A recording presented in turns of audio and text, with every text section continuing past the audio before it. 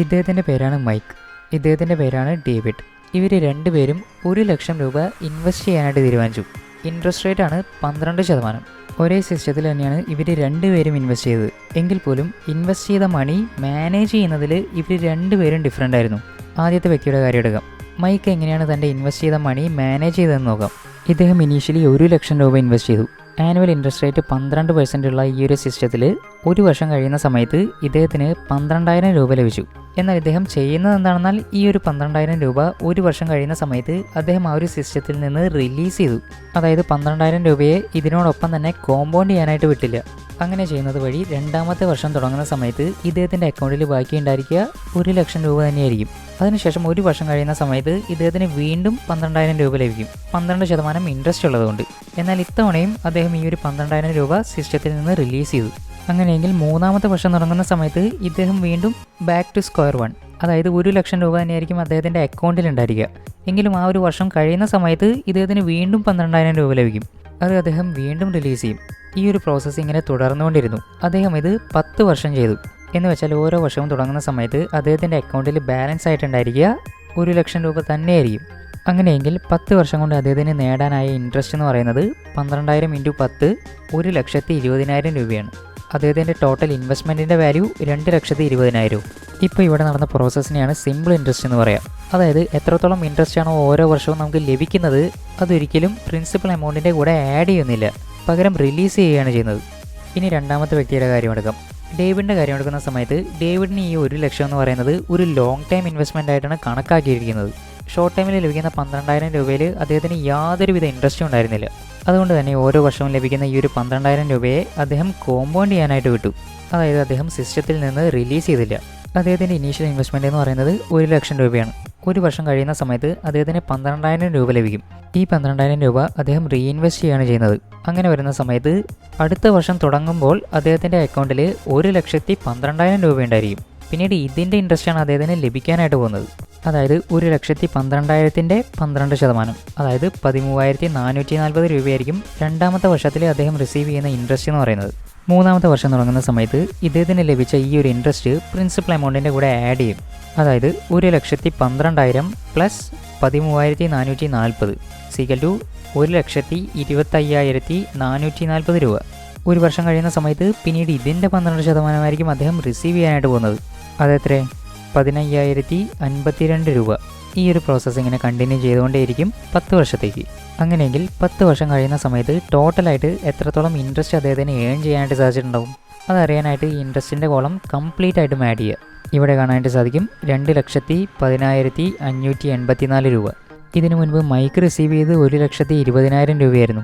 ഡേവിഡിൻ്റെ കാര്യം എടുക്കുന്ന സമയത്ത് ഇൻവെസ്റ്റ്മെൻറ്റിൻ്റെ ടോട്ടൽ വാല്യൂ എന്ന് പറയുന്നത് 3,10,584 രൂപയായി. പ്രിൻസിപ്പൽ എമൗണ്ടിൽ നിന്ന് ലഭിച്ച ഇൻട്രസ്റ്റ് റീഇൻവെസ്റ്റ് ചെയ്ത സമയത്ത് കാണാനായിട്ട് സാധിച്ചത് ഡേവിഡിന് ലഭിച്ച ടോട്ടൽ ഇൻട്രസ്റ്റ് മൈക്കിനെ വെച്ച് കമ്പയർ ചെയ്യുമ്പോൾ ഏതാണ്ട് ഇരട്ടിയാണ്. അതും 1,00,000 എന്നുള്ള ചെറിയ എമൗണ്ട് യൂസ് ചെയ്തുകൊണ്ട്. അതുമാത്രമല്ല കോമ്പൗണ്ട് ചെയ്യാനായിട്ട് വിട്ടത് 10 വർഷത്തേക്ക് മാത്രമാണ്. നോർമലി കോമ്പൗണ്ടിങ്ങിനെ പ്രാക്ടിക്കലി യൂസ് ചെയ്യുന്നവർ ഒരുപാട് പേഷ്യൻ്റ് ആയിരിക്കും. ഒരുപാട് ഡെക്കേഡുകളാണ് അവർ പൈസ കോമ്പൗണ്ട് ചെയ്യാനായിട്ട് വിടുക. ഫോർ എക്സാമ്പിൾ മൂന്നാമതൊരാൾ, ഇദ്ദേഹം വളരെയധികം ക്ഷമയുള്ള ഒരു വ്യക്തിയാണ്. ഇദ്ദേഹം കോമ്പൗണ്ട് ചെയ്യാനായിട്ട് തീരുമാനിച്ചത് 30 വർഷത്തേക്കാണ്, അതും 10 ലക്ഷം ഇൻവെസ്റ്റ് ചെയ്തുകൊണ്ട്. ആ ഒരു പാർട്ടിക്കുലർ സിസ്റ്റത്തിൽ 10% ഇൻട്രസ്റ്റും ലഭിക്കും. ഈ ഒരു കേസിൽ എങ്ങനെയായിരിക്കും കാര്യങ്ങൾ നീങ്ങുക? നേരത്തെ തന്നെ വെച്ച് കമ്പയർ ചെയ്യുന്ന സമയത്ത് ഇനീഷ്യൽ ഇൻവെസ്റ്റ്മെൻറ്റും വലുതാണ്, അതുപോലെ തന്നെ ഇതിൻ്റെ ടെന്യൂറും കൂടുതലാണ്. അന്നേരം ശരിക്കും കോമ്പൗണ്ടിങ്ങിൻ്റെ മാജിക് ആയിരിക്കും കാണാനായിട്ട് സാധിക്കുക. 10 ലക്ഷം രൂപ 30 വർഷത്തേക്ക് ഇൻവെസ്റ്റ് ചെയ്ത് വെച്ചിരിക്കുന്നു, അതും 10% ഇൻട്രസ്റ്റ് റേറ്റോട് കൂടി. അങ്ങനെയെങ്കിൽ 5 വർഷം കഴിയുന്ന സമയത്ത് ഇദ്ദേഹം ആദ്യം ഇൻവെസ്റ്റ് ചെയ്ത 10 ലക്ഷം 16 ലക്ഷമായിട്ട് കൺവേർട്ട് ചെയ്തിട്ടുണ്ടാവും. 10 വർഷം കഴിയുന്ന സമയത്തോ? 10 വർഷം കഴിയുന്ന സമയത്ത് ആദ്യം ഇൻവെസ്റ്റ് ചെയ്ത 10 ലക്ഷം 25.9 ലക്ഷമായിട്ട് കൺവേർട്ട് ചെയ്തിട്ടുണ്ടാവും. 15 വർഷം കഴിയുന്ന സമയത്ത് ഇത് 41.8 ലക്ഷമായിട്ട് കൂടിയിട്ടുണ്ടാവും. ഇൻട്രസ്റ്റിൽ വന്ന വർധനവ് 15.8 ലക്ഷവും. ഇവിടെ നോക്കി കഴിഞ്ഞാൽ കാണാനായിട്ട് സാധിക്കും സമയം കൂടുന്തോറും ഇൻട്രസ്റ്റിലുള്ള ഗ്രോത്താണ് വർദ്ധിച്ചുകൊണ്ടിരിക്കുന്നത്. ഇനി 20 വർഷം കഴിയുന്ന സമയത്തോ? അന്നേരം ഇത് 67.3 ലക്ഷമാണ്. ഇൻട്രസ്റ്റിൽ വന്നിട്ടുള്ള വർധനവ് 25.5 ലക്ഷം.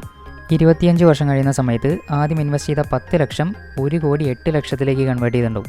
ഇന്നേരം ഇൻട്രസ്റ്റിലുണ്ടായ ഗ്രോത്ത് 41 ലക്ഷമാണ്. ഫൈനലി 30 വർഷത്തിൻ്റെ ആ ഒരു ടൈം ക്ലോസ് ചെയ്യുന്ന സമയത്ത് അദ്ദേഹത്തിൻ്റെ അക്കൗണ്ടിൽ ബാലൻസ് ആയിട്ട് എത്രയായിരിക്കും ഉണ്ടാവുക? 1,74 ലക്ഷം. ഇവിടെ ഇൻട്രസ്റ്റിൽ വന്നുള്ള വർധനവ് 66 ലക്ഷമാണ്. വളരെ മാസീവ് റേറ്റിലാണ് ഓരോ 5 വർഷം കഴിയുന്തോറും ഇൻട്രസ്റ്റ് കൂടിക്കൊണ്ടിരിക്കുന്നത്.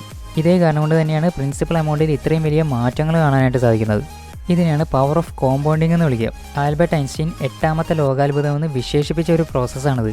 ഇതിനെക്കുറിച്ച് സ്കൂളുകളിലൊന്നും കേട്ടിട്ടുണ്ടാവില്ല. എങ്കിൽ പോലും ഇതിൽ നിന്ന് ബെനിഫിറ്റ് എടുക്കാനായിട്ട് ആർക്കാണോ സാധിക്കുക അവരായിരിക്കും ലൈഫിൽ കൂടുതലായിട്ടും അച്ചീവ് ചെയ്യാനായിട്ട് പോകുന്നത്.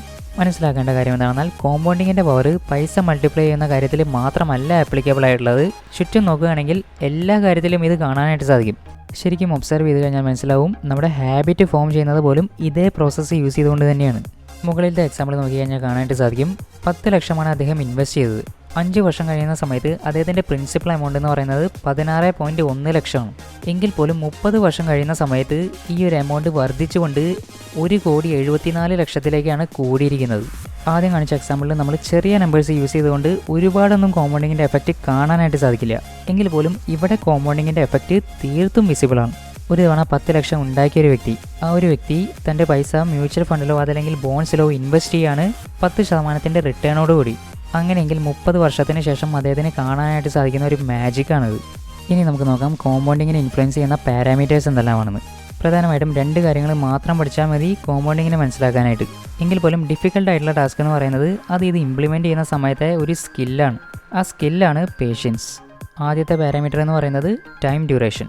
ആദ്യത്തെ എക്സാമ്പിൾ നമ്മൾ കണ്ടു. മൈക്ക് ഇവിടെ യൂസ് ചെയ്യുന്നത് സിമ്പിൾ ഇൻട്രസ്റ്റ് ആണ്. അതായത് അദ്ദേഹത്തിന് ലഭിക്കുന്ന ആ ഒരു ഇൻട്രസ്റ്റ് ഓരോ തവണയും അദ്ദേഹം റിലീസ് ചെയ്യുകയാണ് ചെയ്യുന്നത്.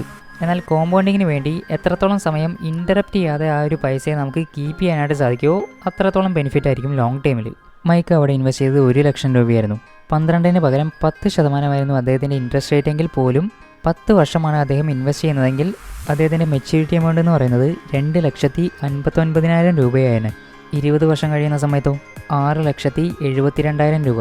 30 വർഷം കഴിയുന്ന സമയത്ത് 17,44,000 രൂപ. അതിനുശേഷം 40 വർഷം കഴിയുന്ന സമയത്ത് 45,25,000 രൂപ.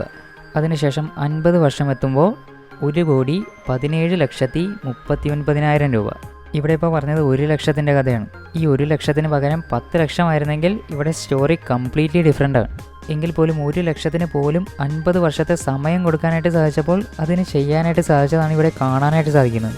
കോമ്പൗണ്ടിങ്ങിനെ ഇൻഫ്ലുവൻസ് ചെയ്യുന്ന രണ്ടാമത്തെയും അതുപോലെ തന്നെ ഇമ്പോർട്ടൻറ്റുമായിട്ടുള്ള മറ്റൊരു പാരാമീറ്ററാണ് അതിൻ്റെ റേറ്റ് ഓഫ് ഇൻട്രസ്റ്റ് എന്ന് പറയുന്നത്. അതായത് എത്രത്തോളം റേറ്റിലായിരിക്കും ഇതിന് ഗ്രോ ചെയ്യാനായിട്ട് സാധിക്കുക.